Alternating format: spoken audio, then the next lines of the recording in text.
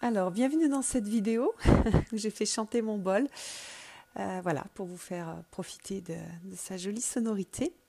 Et puis pour introduire la présentation du livre d'accompagnement de l'oracle Tao. Alors, je pousse mon bol et je vous montre le fameux oracle. J'ai déjà fait une présentation du jeu, donc je mettrai le lien à la vidéo à la fin de cette vidéo-là.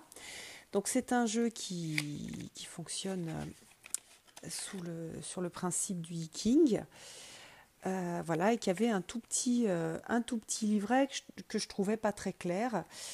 Et du coup, maintenant, je vais vous présenter le livre qui va avec. Donc c'est un jeu que je trouve très joli, qui a été dessiné par Ma Devapadma, qui a dessiné aussi le tarot au Shosen. Alors j'essaye de faire la netteté pour vous montrer un petit peu. Donc il y a vraiment de très très belles illustrations. Alors je ne suis pas amoureuse de toutes les illustrations, mais il y en a voilà, par exemple celle-ci que je trouve juste incroyablement belle. Voilà. Donc, alors on va regarder le livre et comment est-ce que le livre est structuré et qu'est-ce qu'il apporte par rapport au jeu. Alors c'est pour ça que je fais aussi une vidéo où on va bien voir en fait le livre pour que vous puissiez lire et vous faire une idée aussi directement. Voilà. Alors, on a un extrait du Tao Te Ching, le livre de la voix. Les paroles vraies ne sont pas belles, les belles paroles ne sont pas vraies. Les sages n'ont pas besoin de prouver ce qu'ils avancent. Les hommes ayant besoin de prouver ce qu'ils avancent ne sont pas sages. Le maître ne possède rien. Plus il fait pour les autres, plus il est heureux. Plus il donne aux autres, plus il est riche. Le Tao nourrit sans imposer, le maître guide sans dominer. Voilà, donc ça met un peu dans l'ambiance et dans la philosophie en fait de cet oracle. Donc on a une petite préface, on a aussi des citations d'Osho.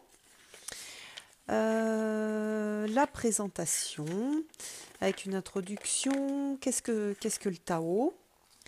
Et oui, puisque l'oracle s'appelle l'oracle Tao, à propos des cartes, avec l'explication de tous les symboles que l'on va trouver sur les cartes.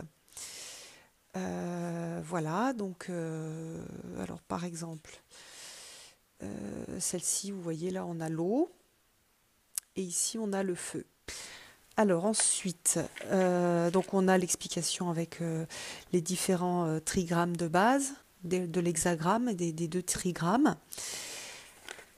Donc la composition, et puis donc avec une explication, ça c'est bien à chaque fois, parce que voilà, on a la carte et l'explication de comment elle est structurée.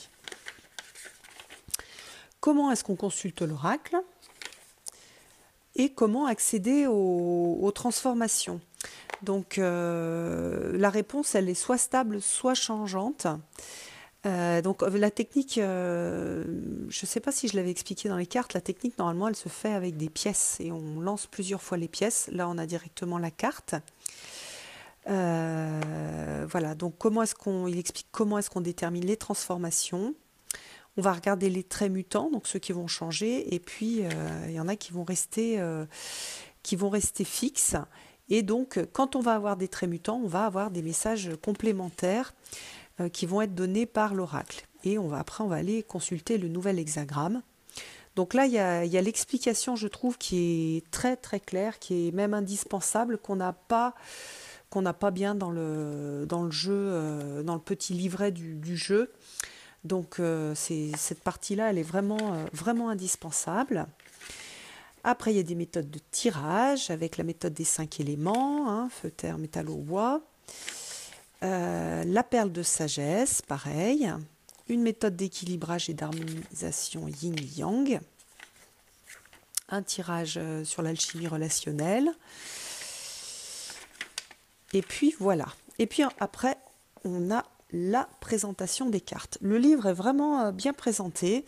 Alors il est en noir et blanc, il n'est pas en couleur, mais par contre la présentation, je trouve, est assez intéressante. Alors on va prendre la première carte pour regarder. Donc vous voyez, on a la représentation de la carte, les mots-clés qu'on retrouve aussi sur la carte.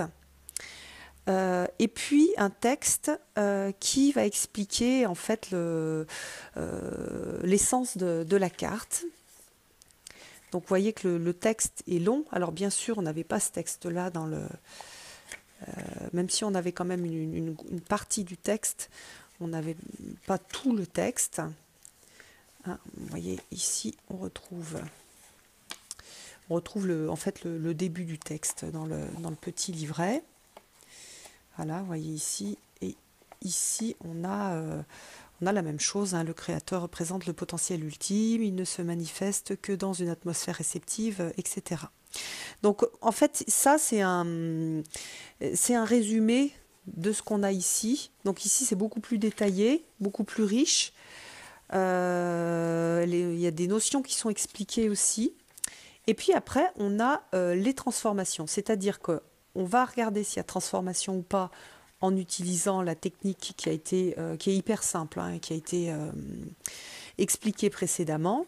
Et après, on va lire en complément la transformation. Donc, s'il y a une transformation sur le 3e trait, je vais lire ici le petit texte. Et puis, je vais aller voir aussi l'hexagramme qui correspond à l'hexagramme de la carte transformée. Voilà, donc on va aller voir une 2e carte. Ça veut dire que quand on va travailler avec une seule carte, on va lire la carte, on va faire des tirages avec une pièce pour voir les transformations, on va lire le petit texte de transformation et après on va aller voir un autre hexagramme pour avoir plus d'informations et une réponse plus complète. Donc voilà, alors on a ça pour toutes les cartes. Et puis à la fin, alors, hop, faut que je vous montre la fin.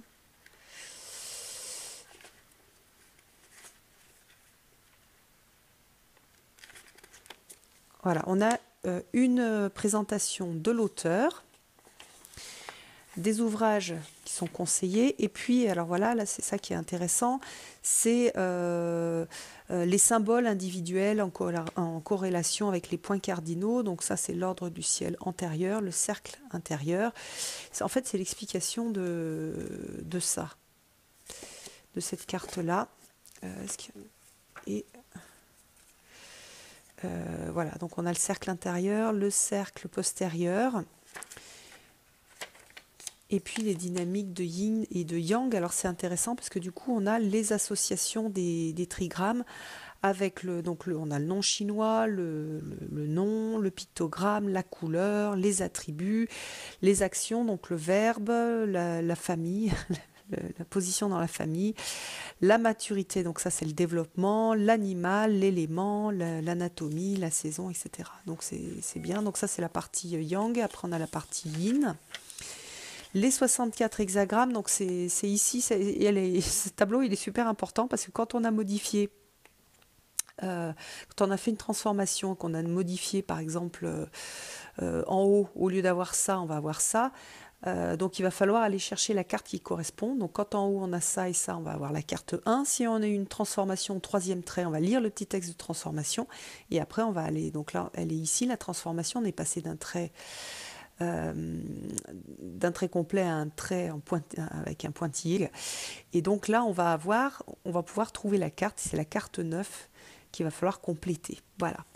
La table des matières aussi est intéressante parce qu'on trouve tout de suite la carte avec, donc on a le numéro de page avec le numéro de la carte. Et puis voilà, donc en fait, c'est un livre très bien fait. Qui est vraiment complémentaire de l'oracle, qui permet donc de bien travailler avec lui.